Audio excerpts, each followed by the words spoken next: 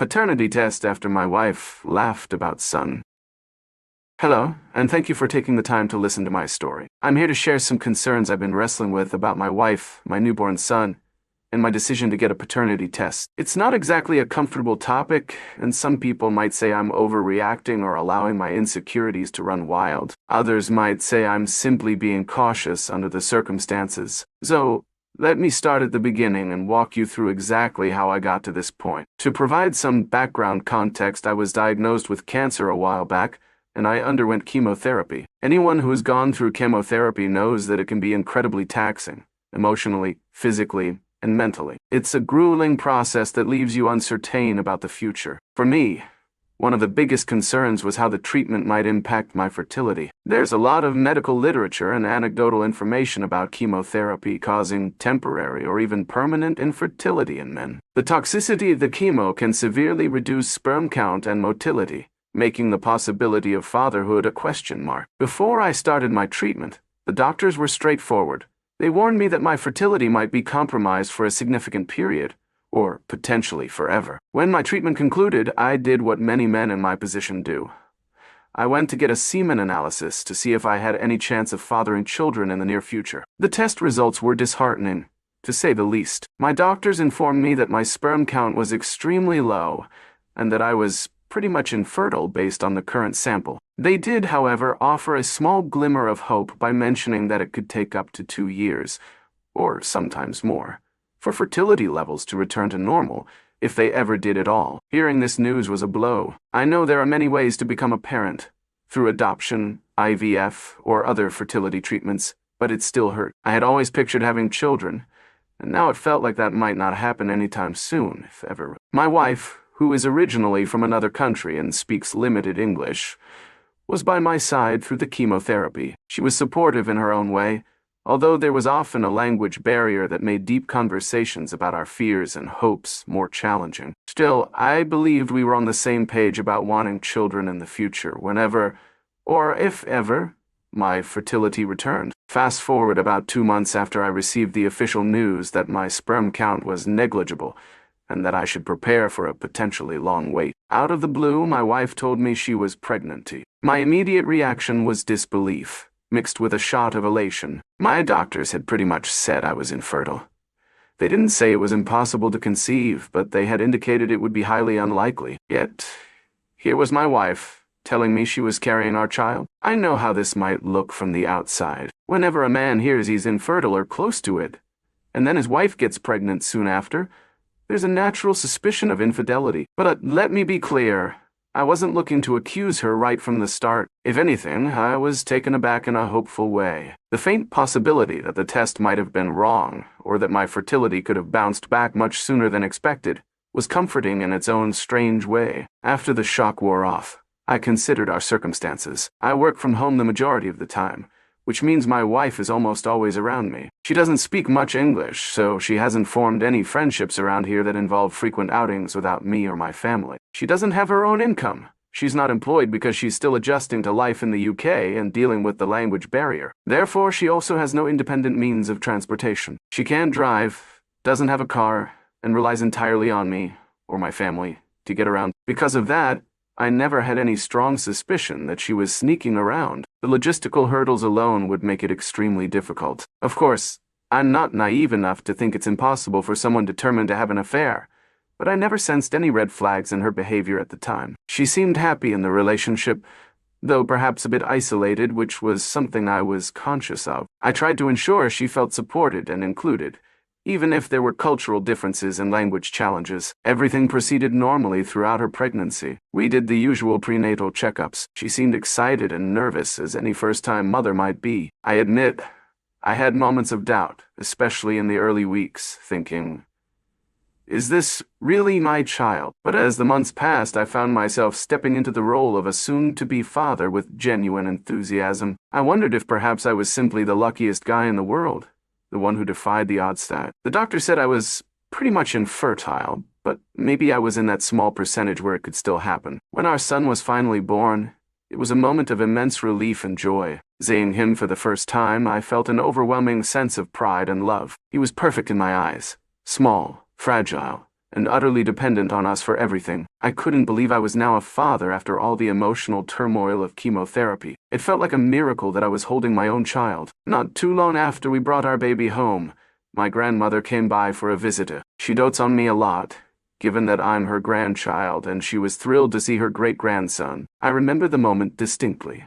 She was cradling him, looking at his face, and then she turned to me and said, "He looks so much like you when you were a baby." She even described some old photographs she had, comparing the shape of his eyes, the curve of his nose, and the way he scrunched his face when he cried. Now, my grandmother speaks my wife's language as well. She's always been quite worldly, having traveled a lot in her younger days, and she formed a special bond with my wife early on. They can converse in my wife's native tongue, which is great because it means my wife doesn't feel left out when my grandmother is around. So when my grandmother made her observation about how much the baby resembled me, she said it in a mix of English and my wife's language, to ensure we both understood. That's when my wife laughed and said, "Very convincing." The comment stopped me in my tracks. The phrasing, especially in her language, had a peculiar tone, like she was being sarcastic or implying something behind the words. Why say very convincing? What was that supposed to mean? My grandmother looked a bit taken aback as well. She's a sweet woman, but she can sense tension. She glanced at me with concern, and I just sort of shrugged it off at the time, not wanting to make a scene. However, internally, I couldn't shake that moment. Why would my wife, who had just given birth to our child, laugh at my grandmother's comment about the baby resembling me? If it was just a joke, it felt out of place, and if it wasn't a joke, what was she hinting at? As the days wore on, that moment replayed in my mind again and again. I tried to rationalize it. Maybe she was just tired, or maybe she was trying to be funny in a language that isn't her first. But the comment didn't feel like a harmless joke.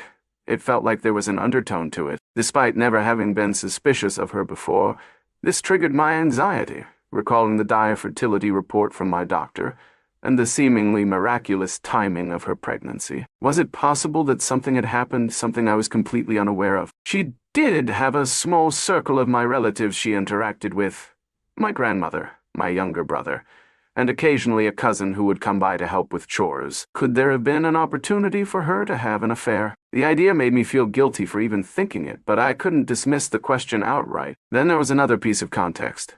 My wife had previously expressed concerns about me possibly cheating on her. Before I brought her to the UK, she would frequently talk to my grandmother about her worries that I was being unfaithful while I was here alone. That kind of suspicion was surprising at the time. It's not like I gave her any reason to doubt me, but it did suggest that she herself was sensitive about infidelity. Could that have been a projection of her own guilt or fear? To add more layers to the puzzle, my wife was initially staying with my younger brother, whom people have joked is the hot one in the family, before she officially moved in with me. He is younger, single, and more outgoing. They both come from relatively similar cultural backgrounds because my brother spent some time living abroad as well. And when I had to be in the office once a week, my brother was sometimes home. He's the type who works odd hours and travels frequently, so it wasn't a daily thing. But there were occasions when they were in the same house without me. Could that have led to something more? All these thoughts swirled around in my head, making me feel like I was on the brink of paranoia. Yet, the memory of that single comment, very convincing, haunted me. It felt like it could be a subtle admission that the baby looking like me was just a convenient story to tell. Finally, I decided to take some action,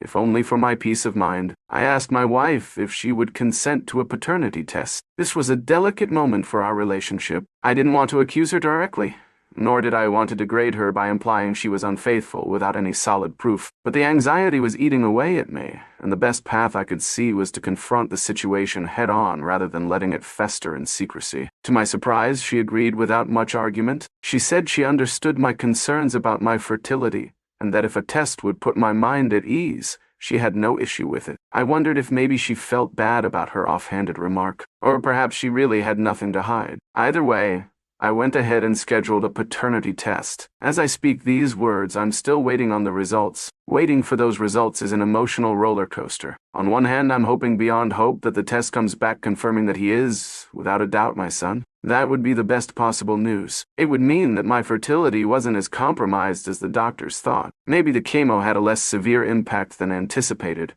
Or maybe I just healed faster than normal. That would close this chapter of doubt and let me be at peace with the fatherhood role I've already begun embracing. On the other hand, there's this haunting fear. What if it's not my child? What if that single comment she made was a veiled sign that she knew something I didn't? In that case, I'd be faced with a slew of heartbreaking decisions. Could I accept raising a child that isn't biologically mine if my wife had been unfaithful? What would that do to our relationship? How would my family react, especially my grandmother, who has been so supportive throughout all of this? And the biggest question: if it isn't my child, then whose is it? I've seen enough stories and heard enough anecdotes to know that paternity surprises happen, sometimes with devastating consequences. I can't help but think about the possible scenario where my younger brother is the father. The notion alone makes me queasy. If that turned out to be the truth, it would shake my entire family structure. It's almost unthinkable, but I can't rule it out given the fertility timeline, their proximity, and her odd laughter at the mention of me and our baby looking alike. Throughout this period, I've tried to maintain some level of normalcy. I still change diapers, feed the baby, and comfort him in the middle of the night when he cries. I try to be supportive to my wife as she recovers from childbirth. We don't talk much about the test. We decided to keep it fairly low-key and let the results speak for themselves. She continues to be pleasant and shows no signs of worry, which, on a good day, I interpret as her having nothing to hide. On a bad day, I interpret it as her feeling confident in a secret that she's sure I won't be able to handle. I should also touch on the cultural dynamics at play. My wife comes from a culture quite different from the UK. The norms for marriage, the way humor is expressed, and the social context for discussing fidelity can differ greatly. Sometimes a phrase that sounds sarcastic or accusatory in English might be more benign in her native language, or vice versa. My grandmother, having spent years traveling, understands this nuance, which is why she and my wife became close. Before my wife joined me in the UK, she confided a lot in my grandmother about her fears and suspicions. She worried I might stray, partly because she was halfway across the world, and perhaps because she had seen it happen in her own social circle back home. That might explain her earlier accusations of me cheating. Once she was here, however, she found that I worked from home almost every day, and I rarely went out except for essential errands or the one day a week at the office. Given her vulnerability here, lack of language fluency, no personal vehicle, minimal financial independence, I recognized her fears could shift easily. If she was the one feeling insecure, it might have led her to project or to laugh nervously at certain comments. But was there more to it? My younger brother is often described as the good-looking one in the family, which he takes as a running joke. He's known for being charming, and he can pick up languages quickly. Early on, I introduced him to my wife because I thought having someone else in the family who could communicate with her, he'd studied her language briefly during some travels, would help her feel less isolated. Indeed, they got along well. When I had to travel for medical appointments or the occasional day in the office, sometimes my wife would stay with him if it was more convenient. Later, once she moved in with me full-time, he would still come around to help out, or just to hang out. I never saw anything suspicious. No hidden looks, no strange tension. Of course, I wasn't constantly scrutinizing them at the time. Only in hindsight do I question if there could have been something I missed. Despite everything, it's important to note that my brother has never given me a reason to distrust him. He's family, and while he can be a bit of a flirt in social situations, he's always respectful when it comes to close relationships. But then again, I've heard stories of infidelity involving siblings, and it's heartbreaking to even consider the possibility. Some people might be quick to say, "You're paranoid," or, "If you trust your wife, you don't need a test." But trust isn't always a binary concept. It's possible to love someone, to believe in them, yet still be shaken by significant medical facts, like a near infertility diagnosis and a sudden pregnancy, and confusing comments that hint at deeper truths. The test for me is a way to rebuild my peace of mind. If the child is mine, wonderful. I can let go of these nagging doubts, focus on being the best father I can be, and move forward without resentment. If the child isn't mine, I'd rather know the truth now than carry on in a state of denial, because I've been stepping into that fatherly role since the day our child was born.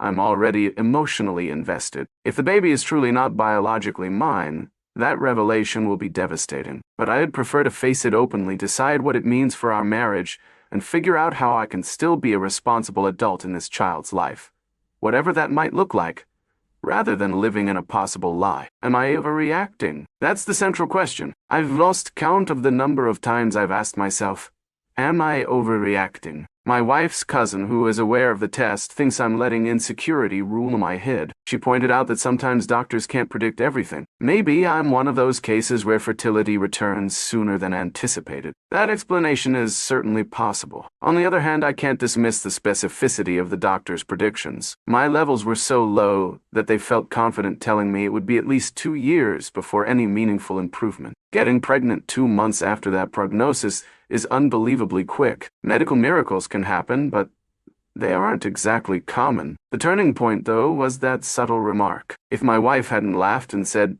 "Very convincing," when my grandmother commented on the baby's resemblance to me, I might have chalked it all up to luck or divine intervention. But that phrase, and her tone, just didn't sit right. It felt as if she was poking fun at the idea of the baby looking like me. Maybe it was just a mistranslation or a clumsy attempt at humor, but if it wasn't, what was she really implying? Since scheduling the paternity test, I've noticed a slight change in the atmosphere at home. While my wife gave her consent, I can't help but sense a slight distance between us, a barrier that wasn't there before. She might be feeling hurt that I'd even consider the idea of infidelity, or perhaps she's nervous about the results. I've tried to keep things as normal as possible, cooking dinner, caring for our son, working from my home office. But there's a tension in the air. A sense that our relationship is on hold until we get those test results. In moments of introspection, I ask myself if I'm ready for the result, no matter what it is. If it confirms paternity, we can hopefully move past this, although it might take some work to rebuild trust on her side.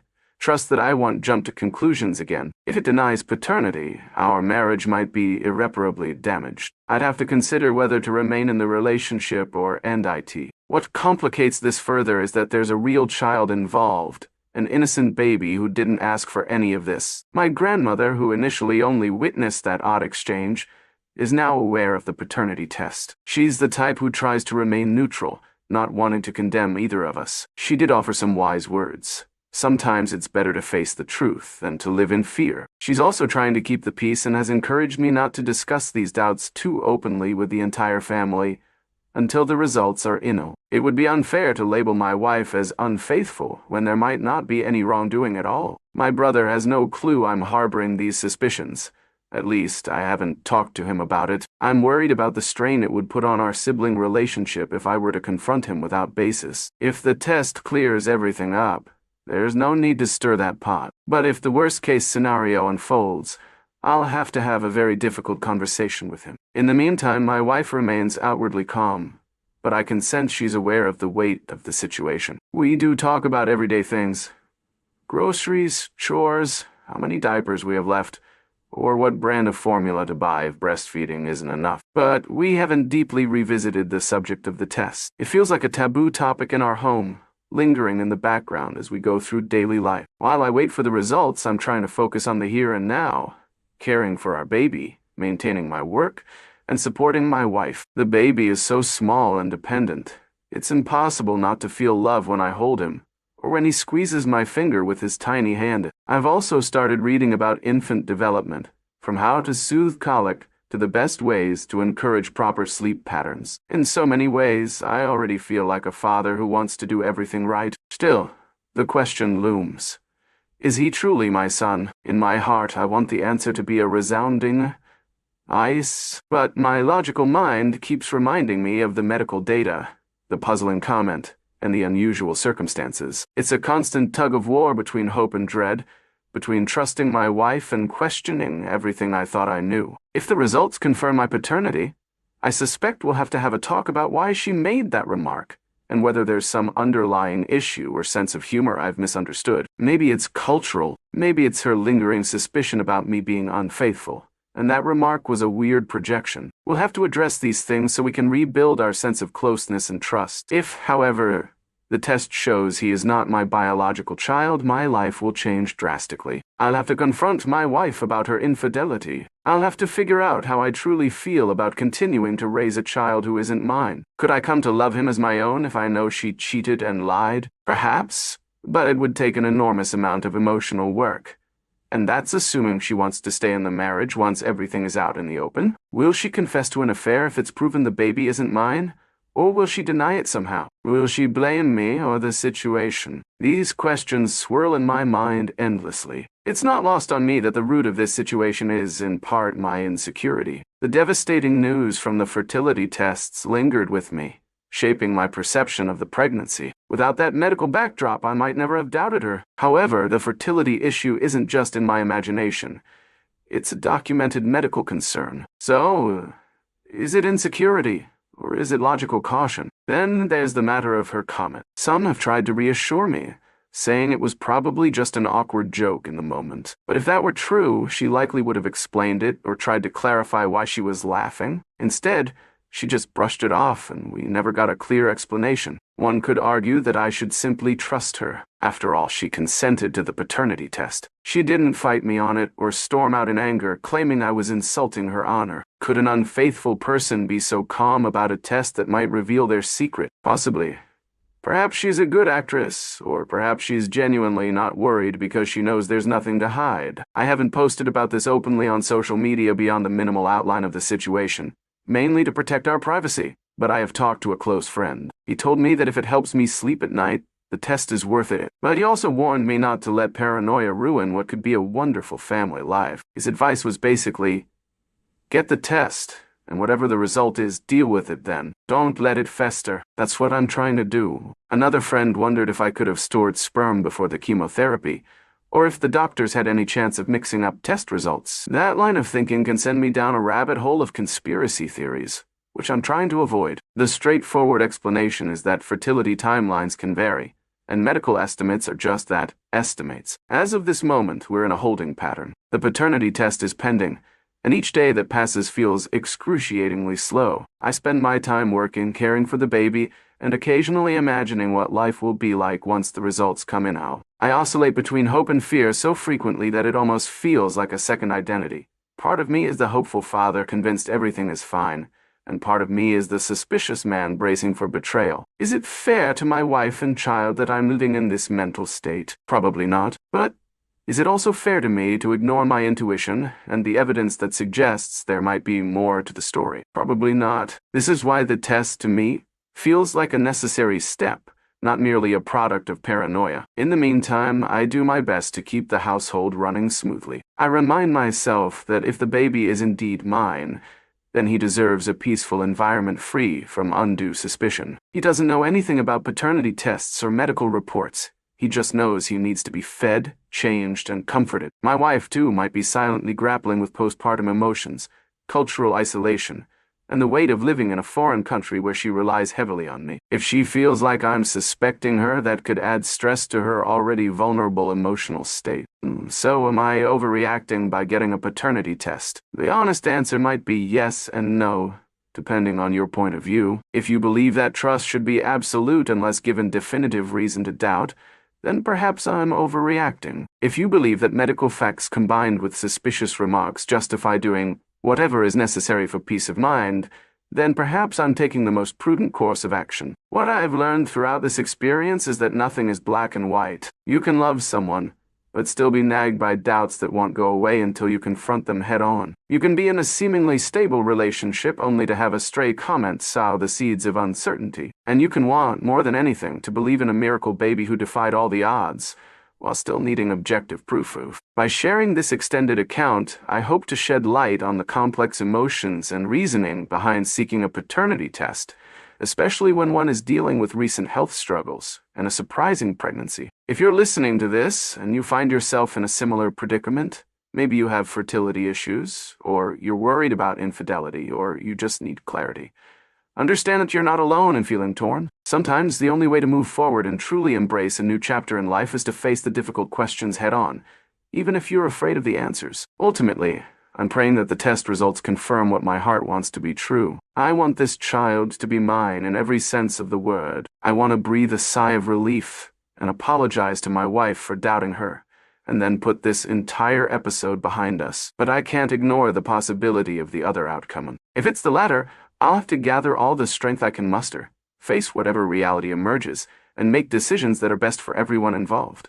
Myself, my wife, and most importantly, the little boy who now relies on me, no matter whose genetics he carries. So for those wondering if I'm overreacting, well, maybe I am, and maybe I'm not. It's a question I'll keep asking until the test results come in. Once I have that piece of paper in my hands with the DNA findings, I'll finally have some measure of certainty. Until then, I can only remain in this limbo of hope, fear, and cautious anticipation. If I had any advice for others going through a similar situation, it would be to communicate honestly, seek professional counseling if needed, and remember that sometimes knowledge, no matter how painful or reassuring, is the only solid ground you can stand on. Thank you for listening, and I hope my story can offer some insight or at least let you know that if you're grappling with doubts in your relationship, it's okay to explore the truth, respectfully, carefully, and with empathy for everyone involved. Whatever happens, I'm determined to keep moving forward, one day at a time, because life doesn't stop just because we're waiting for answers. And in the end, it's those answers that might set us free. Whether that freedom is the joy of confirmed paternity or the hard clarity that forces me to confront a new path altogether.